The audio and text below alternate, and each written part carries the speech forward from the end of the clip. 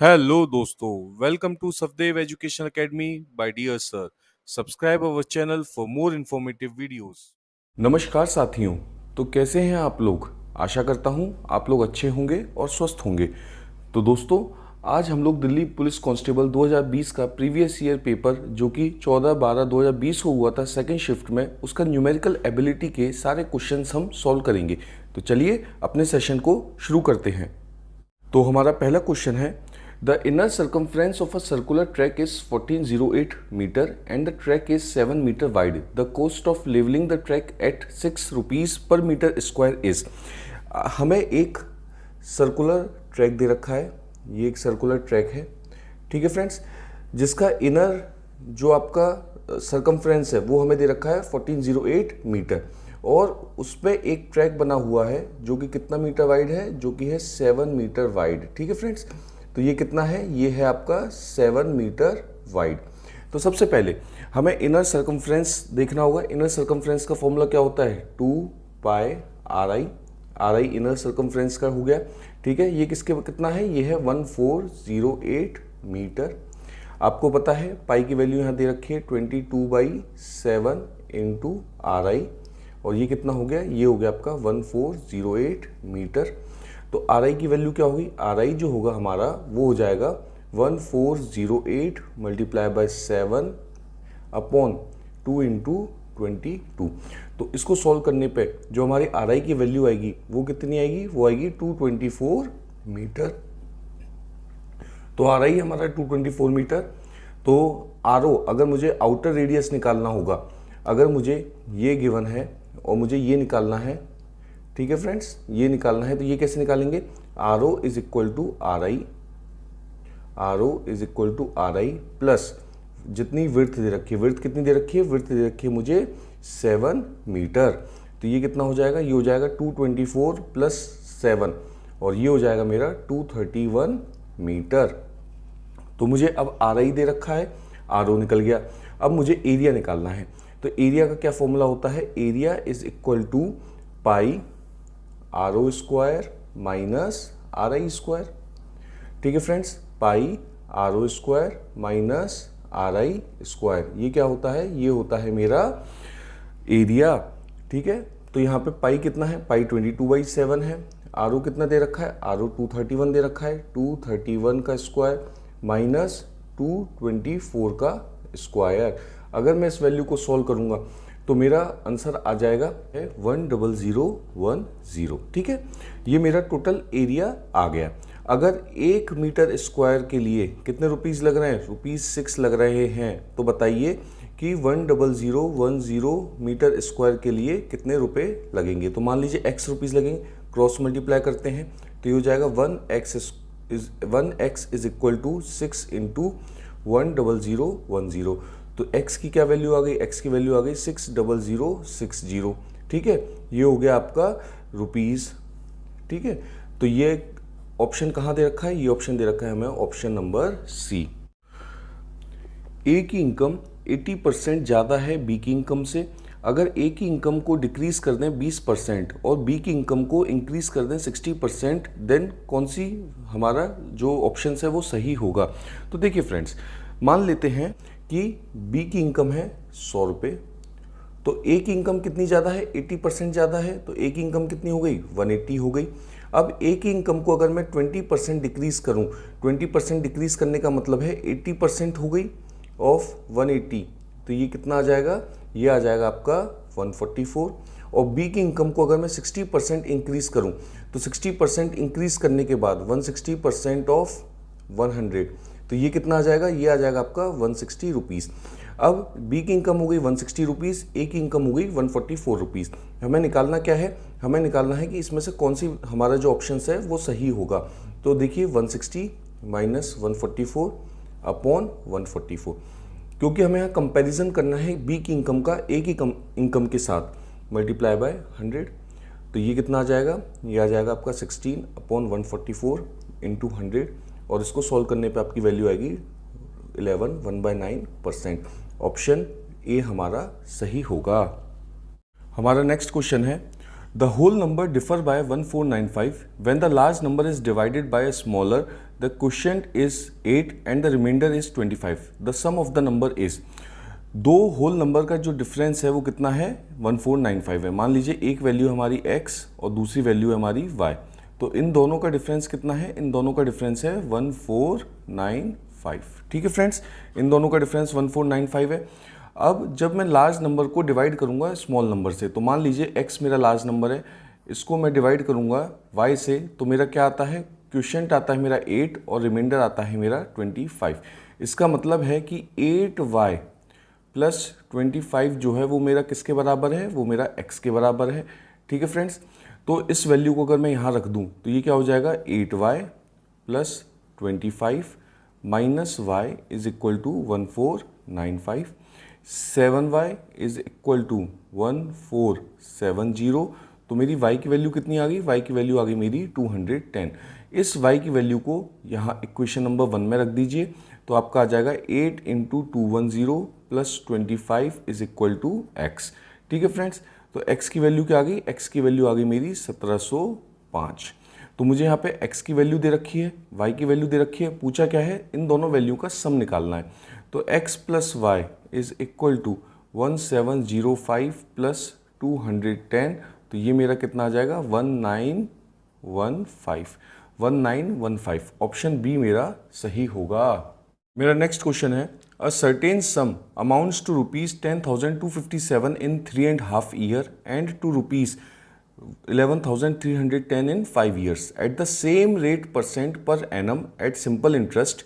What is the simple interest on a sum of rupees 8,400 for 2/3 years at the same rate of interest? तो देखिए friends, 3.5 year में कितना amount हो गया है 10,257 और 5 ईयर में कितना अमाउंट हो गया है 11,310। इसका मतलब 1.5 साल में जो मेरी ब्याज हुई है, ब्याज कितनी हो गई, इन दोनों को माइनस करने पे ब्याज हुई है मेरी 1,053 रुपये। ठीक है, तो इंटरेस्ट कितना आया है 1.5 साल में, आया मुझे 1,053 रुपये। तो 1 साल में है ना, 1 ईयर में इंटरेस्ट कितना आ जाएगा, इंटरेस्ट आ जाएगा जब आप इसको डिवाइड करेंगे तो ये आ जाएगा आपका 702 रुपीज़। तो 1 साल में मुझे कितनी ब्याज मिली है, मुझे मिली है 702 रुपये।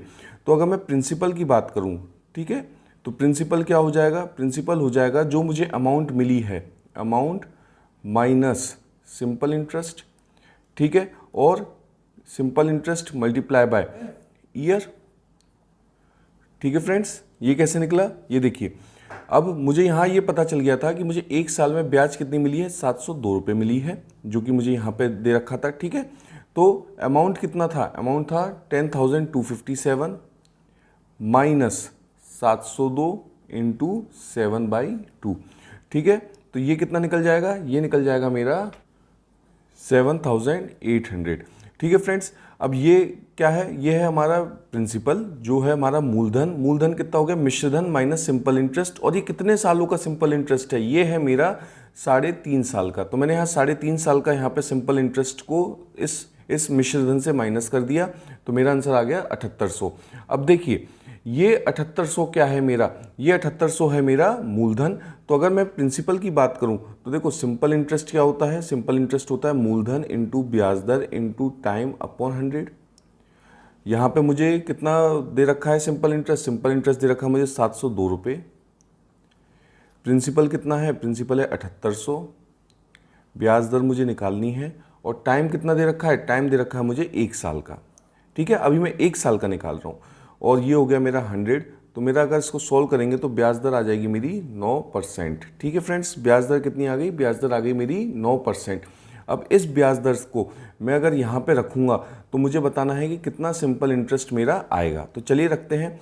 तो simple interest is equal to 8,400 into 9 into 3 4 जा 12, 12 प्लस 2 14/3, 14/3 मल्टीप्लाई बाय 100। ठीक है, 2 जीरो से 2 जीरो कट गए, ये आपका आ गया 3। तो ये सॉल्व करने पे जो आपकी वैल्यू आएगी वो आएगी आपकी 3,528 रुपीज़, जो कि आपका ऑप्शन डी सही होगा। A solid metallic cuboid of dimensions 32 centimeter into 36 centimeter into 44 centimeter is melted and solid balls each of radius 12 centimeter are made from this material. The number of balls will be. एक solid metallic cuboid है जिसका dimension दे रखा है 32 centimetre into 36 centimetre into 44 centimetre.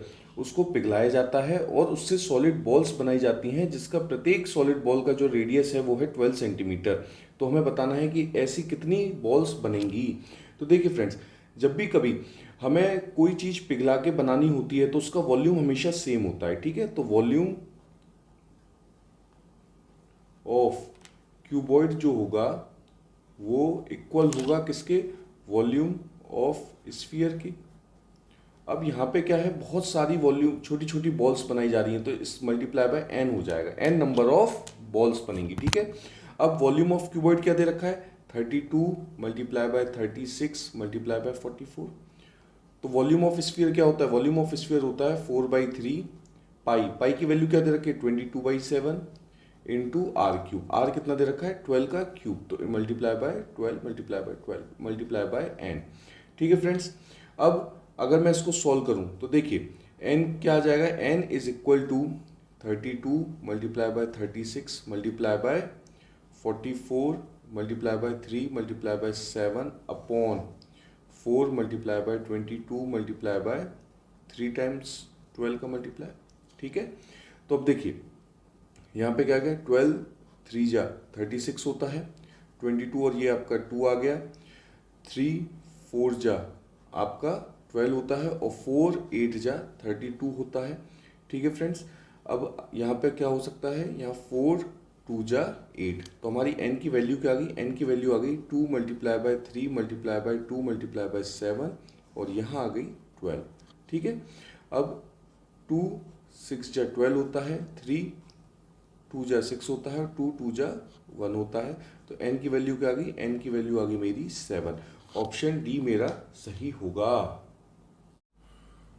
तो हमारा next question है the average of 16 number is 68.5.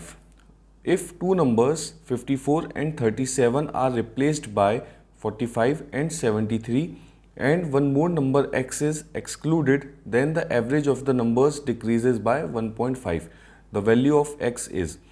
तो 16 number का एवरेज जो दे रखा है वो कितना दे रखा है 68.5 दे रखा है. अगर इसमें से 3 नंबर जिसमें से 2 हमें बता रखे हैं 54 और 37 को किससे रिप्लेस किया गया है 45 एंड 73 से रिप्लेस किया, और एक और नंबर जो कि जिसकी वैल्यू दे रखी है x. तो अगर उनको रिप्लेस कर दिया जाए या हटा दिया जाए तो जो एवरेज है हमारा वो कितना से डिक्रीज हो जाता है, वो डिक्रीज हो जाता है 1.5 से. तो हमें x की वैल्यू बतानी है.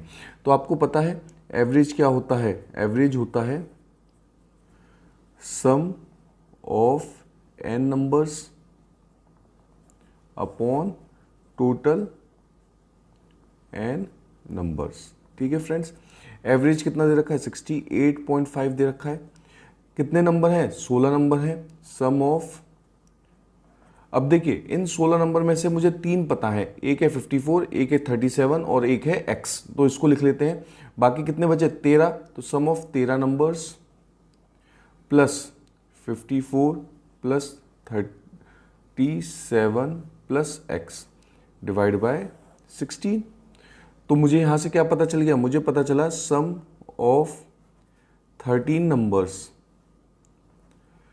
Plus x is equal to 68.5 multiply by 16 minus 54 minus 37.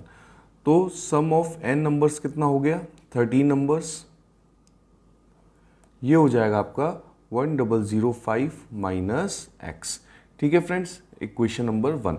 अब क्या दे रखा है, अब ये जो नंबर्स थे 54 और 37 इनको किसने रिप्लेस किया, इनको रिप्लेस किया 45 और 73 ने.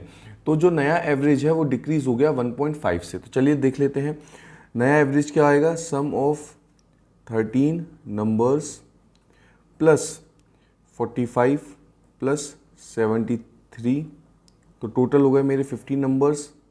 इन 15 नंबर्स का जो एवरेज है वो कितना है, डिक्रीज हो गया 1.5. तो पहले था 68.5, अब डिक्रीज कितना हो गया 1.5.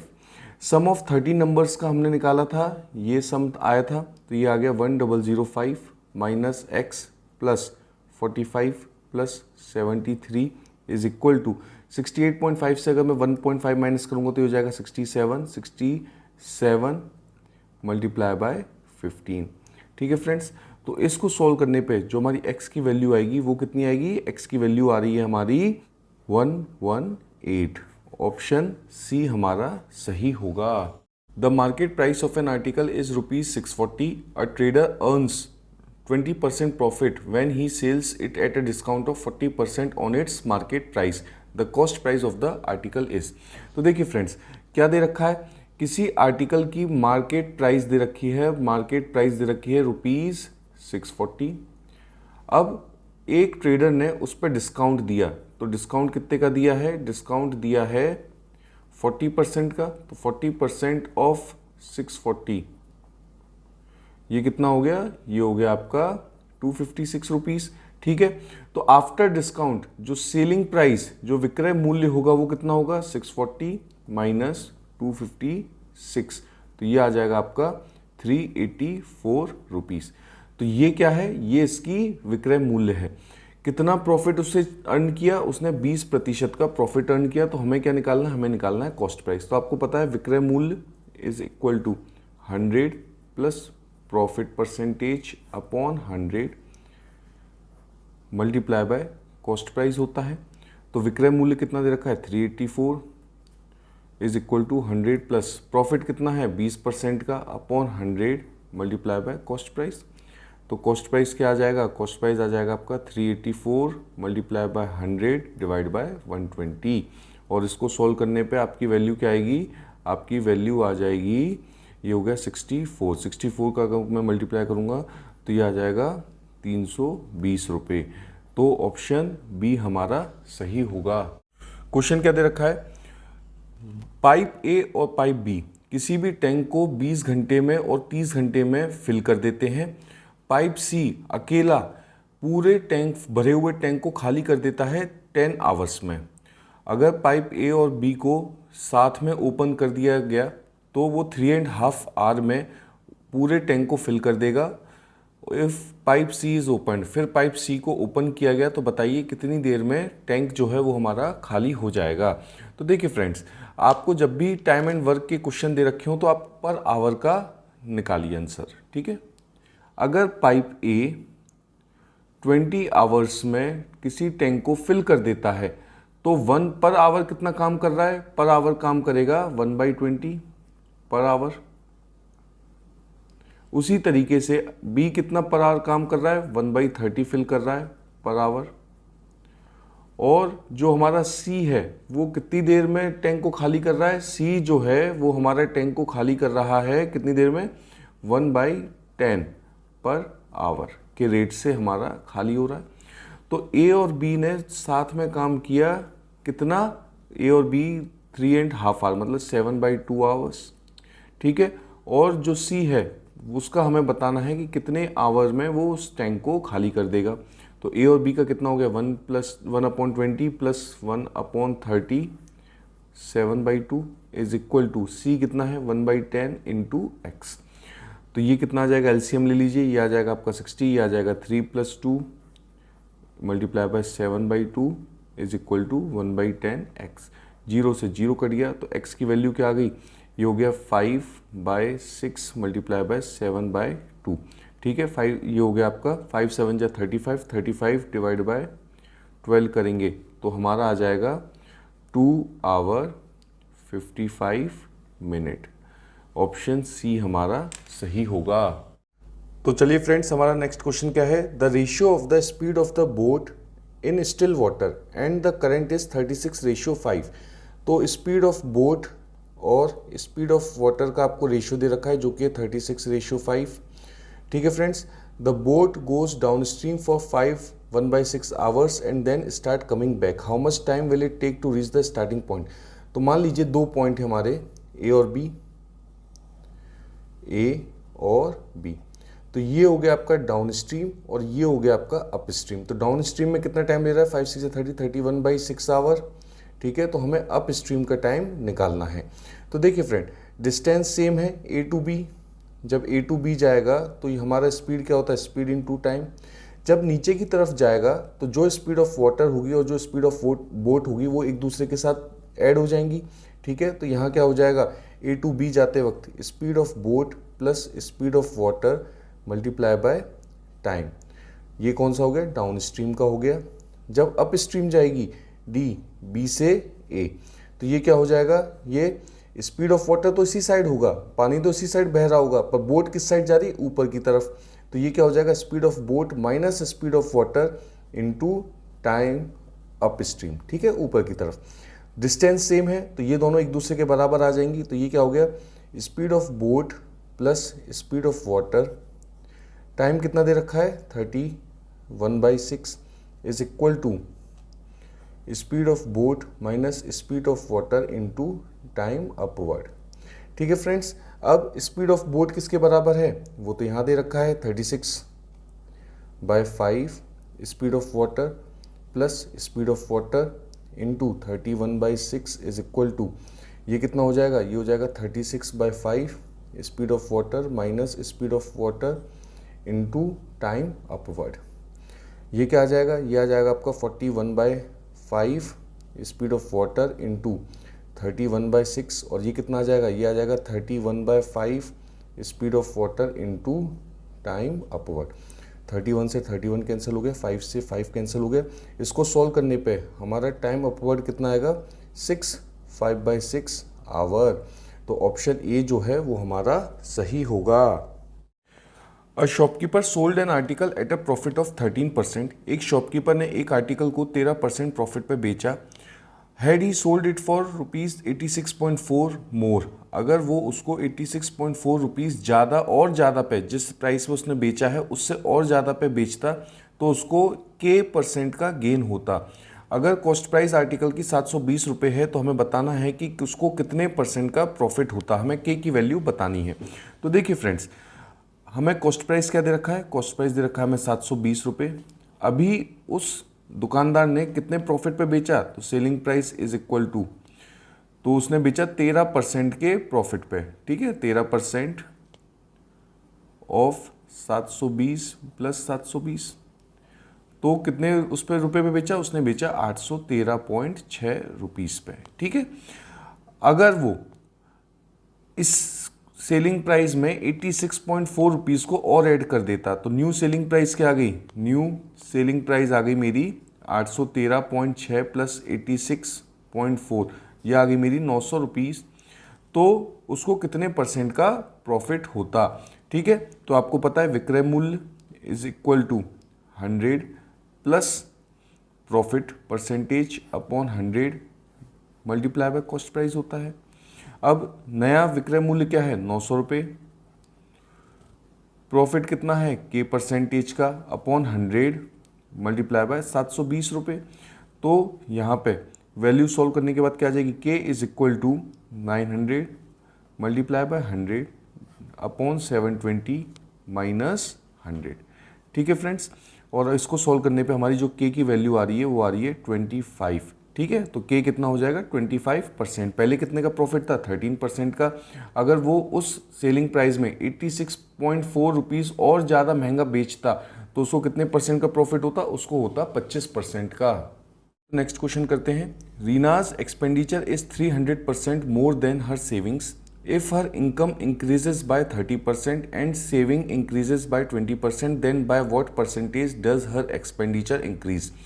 रीना का जो एक्सपेंडिचर है, जो खर्चा है, वो 300% ज़्यादा मोर देन हर सेविंग्स होता है। अगर उसकी इनकम 30% इंक्रीज कर दी जाए और उसकी जो सेविंग्स है वो 20% इंक्रीज हो जाए, तो हमें बताना है कि what % does her income expenditure increases, तो उसका खर्चा कितने % इंक्रीज होगा। तो देखिए फ्रेंड्स, मान लीजिए कि रीना की जो सैलरी है, रीनाज सैलरी जो है वो है 500 रुपये। ठीक है, तो देखिए फ्रेंड्स, सैलरी क्या होता है, जो हमें इनकम मिलती है, इज इक्वल टू एक्सपेंडिचर जो हम खर्चा करते हैं प्लस सेविंग। ठीक है, तो अगर इसकी सैलरी 500 रुपये है तो एक्सपेंडिचर कितना, इसमें लिखा हुआ है 300% मोर, इसका मतलब एक्सपेंडिचर हो गया 400 ज़्यादा है। ठीक है, प्लस सेविंग हो गई 100। तो ये आ गया। अब अगर उसकी सैलरी जो है वो 30% बढ़ा दी जाए, मतलब 1.3 कर दी जाए, तो ये हो जाएगा 650। और उसकी जो सेविंग्स है वो 20% बढ़ा दी जाए, इसका मतलब 1.2 बढ़ाना मतलब 1.2, तो ये हो जाएगा 120। तो अब इसका एक्सपेंडिचर कितना हो जाएगा, इसका 650 माइनस 120 कितना होता है फ्रेंड्स, ये हो जाएगा आपका 530 रुपीज़। ठीक है, तो हमें बताना है कि अब किस किस क्या परसेंटेज से उसका एक्सपेंडिचर जो है वो इंक्रीज़ हुआ है। अब नया एक्सपेंडिचर कितना है 530, पुराना कितना है 400, तो हमें परसेंटेज चेंज बताना है 530 माइनस 400 अपॉन 400। ठीक है, final minus initial upon initial into 100। तो इसको सॉल्व करने के बाद आपकी वैल्यू क्या आएगी, आपकी वैल्यू आएगी 100 is equal to 32.5%। 32.5% option B हमारा सही होगा। When x is subtracted from each of 43, 38, 11 and 10, the numbers so obtained in this order are in proportion. What is the mean proportional between 5x plus 1 and 7x plus 4? तो देखिए friends, if कोई भी चार number a, b, c and d are in proportion में होते हैं, तो क्या होता है, तो a upon B is equal to C upon D होता है। यहाँ पे कौन सा प्रोपोर्शन दे रखा है, यहाँ पे दे रखा है मीन प्रोपोर्शनल। ठीक है, if x, y and z are in mean proportional, तो इस केस में क्या होता है, तो इस केस में friends x upon y is equal to y upon z होता है। तो वाई स्क्वायर जो है वो क्या हो जाता है, x मल्टीप्लाई बाय जेड हो जाता है। ठीक है, अगर ये मीन प्रोपोर्शनल दे रखा है तो फर्स्ट क्या दे रखा है, अगर x को सब्ट्रैक्ट किया जाए ईच नंबर से, तो ये हो जाएगा आपका 43 minus x upon 38 minus x is equal to 11 minus x upon 10 minus x. ठीक है फ्रेंड्स, तो इसको सोल्व करने पे हमारी x की वैल्यू क्या आएगी, 43 minus x multiply by 10 minus x is equal to 11 minus x multiply by 38 minus x. तो सॉल्व करने पे हमारी x की वैल्यू आ जाएगी 3। ठीक है, इसको सॉल्व करिए, इसके आपकी x की वैल्यू आएगी 3। अब यहाँ पे हमें मीन प्रोपोर्शनल निकालना है, तो दो नंबर हमारे कौन से दे रखे हैं, एक ये दे रखा है, एक ये दे रखा है। ठीक है, इसको निकाल लेते हैं। 5x प्लस 1, तो 5x plus 1 is equal to 5 into 3 15, ये हो गया आपका 16। दूसरा क्या दे रखा है 7x प्लस 4, तो 7 3 आपका 21 होता है, 21 प्लस 4 आपका 25 होता है। तो दो नंबर हमारे क्या दे रखा है 16 और 25। तो यहाँ पे हमें इक्वेशन 1 पे वैल्यू रखनी है, तो y square is equal to 16 into 25। तो y की वैल्यू क्या आ जाएगी 4 इंटू 5, जो कि हो जाएगी 20। ऑप्शन सी हमारा सही होगा। नेक्स्ट क्वेश्चन है, a sum of rupees 10,240 amounts to rupees 14,848 in 3 years at simple interest at a certain rate % per annum. अगर एक सिंपल इंटरेस्ट की मैं बात करूं तो 10,240 रुपये जो है वो 14,848 रुपये हो जाते हैं 3 साल में एक पर्टिकुलर ब्याज दर पर। अगर सेम सम को जो है अगर मैं 1/4 ईयर के लिए सेम इंटरेस्ट पे जमा करूं तो वो x रुपीज़ बन जाते हैं if the interest is compounded 5 monthly. तो अगर कंपाउंडेड क्या है 5 मंथली है, ठीक है, तो मुझे वैल्यू ऑफ x बतानी है। तो देखिए फ्रेंड्स, प्रिंसिपल अमाउंट क्या था 10,240, अमाउंट क्या हो गया 14,848, कितने टाइम पीरियड में 3 साल के लिए। तो सिंपल इंटरेस्ट कितना आ गया, सिंपल इंटरेस्ट आ गया 4,608 is equal to 10,240 into r into 3 साल के लिए अपॉन 100। तो ये आ गया आपका r is equal to 460800 upon 10240 into 3, और सॉल्व करने पे वैल्यू आ जाएगी 15%। अब इस 15% जो रेट ऑफ इंटरेस्ट कितने साल के लिए 1/4 और कंपाउंडेड क्या है 5 मंथली। तो आपको पता है एक ईयर में 12 मंथ होते हैं, तो 5 मंथ की अगर मैं बात करूं तो ये क्या हो जाएगा रेट ऑफ इंटरेस्ट, ये हो जाएगा 15 इंटू 5 मंथ क्या हो जाएगा 5/12। ठीक है, तो ये क्या आ जाएगा, ये आ जाएगा 5, ये आ जाएगा 4, तो ये हो जाएगा 25/4%। अगर मैं टाइम की बात करूं तो टाइम क्या दे रखा है, 1/4 ईयर, तो ये क्या हो जाएगा, एक साल में 12 महीने होते हैं और 1/4 में 3 महीने होते हैं मंथ, ये हो जाएगा 15 मंथ। और कंपाउंडेड क्या दे रखा है, 5 मंथली, तो 5 से डिवाइड करूंगा तो ये हो जाएगा 3 मंथ। ठीक है फ्रेंड्स, तो बस इसको अब हमें अपने फॉर्मूले में रखना है। तो अमाउंट क्या हो गया, अमाउंट हो गया x रुपीज़, कितना, सेम सम को जब मैं जमा करूंगा तो सेम सम क्या था, 10,240 रुपये। 1 प्लस आर कितना दे रखा है, 25/4, तो ये हो जाएगा 25/400। टाइम पीरियड क्या दे रखा है, 3 मंथ, तो ये क्या हो जाएगा, 10,240 मल्टीप्लाई बाय 425/400 की पावर 3। अगर मैं 25 से काटूं तो 25 इंटू ये हो जाएगा आपका 16 और ये हो जाएगा आपका 17, तो ये आ गया आपका 10,240 x इज इक्वल टू 17/16 की पावर क्यूब। और ये क्या आ जाएगा, ये आ जाएगा 10,240 इंटू 17 इंटू 17 इंटू 17/16, 16 और 16। अब देखिए फ्रेंड्स, 16 से कट करूं तो ये आ जाएगा आपका 640, और इस 16 से कट करूं तो ये आ जाएगा आपका 40, तो यहाँ क्या आ गया, 40 इंटू 17 इंटू 17 इंटू 17/16, ये आ गया 10, ये आ गया 4, ये आ गया 2, ये आ गया 5। और सॉल्व करने पे वैल्यू क्या आएगी, वैल्यू आएगी ₹12,282.5। ऑप्शन बी हमारा सही होगा। नेक्स्ट क्वेश्चन करते हैं। ये क्वेश्चन मेरा सिंप्लीफिकेशन का है, चलिए इसको सॉल्व करते हैं।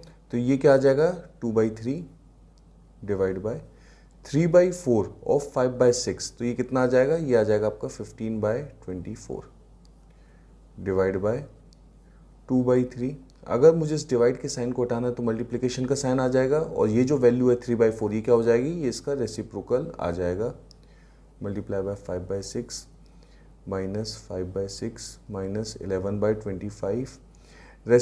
जो मैंने रिकरिंग डेसिमल के क्वेश्चन में मैंने आपको बताया था, रिकरिंग डेसिमल के कंसेप्ट मैंने आपको बताया था कि ये बार कैसे हटाए जाते हैं। अगर आपने वो वीडियो नहीं देखा है तो वीडियो देख लीजिए। यहाँ पे आ जाएगा आपका 49/99 डिवाइड बाय, यहाँ पे कहाँ बार दे रखा है, सिर्फ 4 पे बार दे रखा है, 5 पे नहीं दे रखा है, तो ये आ जाएगा मेरा 54 माइनस 5/90। ठीक है फ्रेंड्स, अब आ जाएगा मेरा 2/3, डिवाइड का साइन हटाएंगे तो मल्टीप्लिकेशन का आ जाएगा, और ये आ जाएगा 24/15 डिवाइड बाय 2 3 जा 6 होता है, और ये हो जाएगा आपका 20/27 माइनस 5/6 माइनस 11/25, और यहाँ क्या आ जाएगा 49/99 मल्टीप्लाई बाय 90/49। 3 8 जा 24 होता है, तो ये आ गया आपका 16/15। मल्टीप्लिकेशन, डिवाइड का साइन हटेगा तो मल्टीप्लिकेशन का आएगा, और ये वैल्यू क्या हो जाएगी, रेसिप्रोकेट हो जाएगी, माइनस 5/6 माइनस 11/25।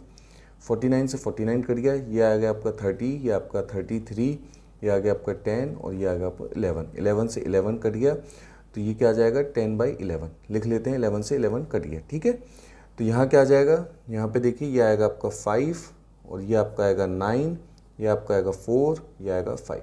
4 9 जा 36, 5 5 जा 25 माइनस 5/6 माइनस 10/25। ये क्या आ जाएगा, ये आ जाएगा आपका 26/25 माइनस 5/6। ठीक है फ्रेंड्स, तो इसको सॉल्व करने पे हमारी वैल्यू क्या आ रही है, हमारी वैल्यू आ रही है 31/150। ऑप्शन बी आपका सही होगा। For more videos, like, share, subscribe our channel. Thank you.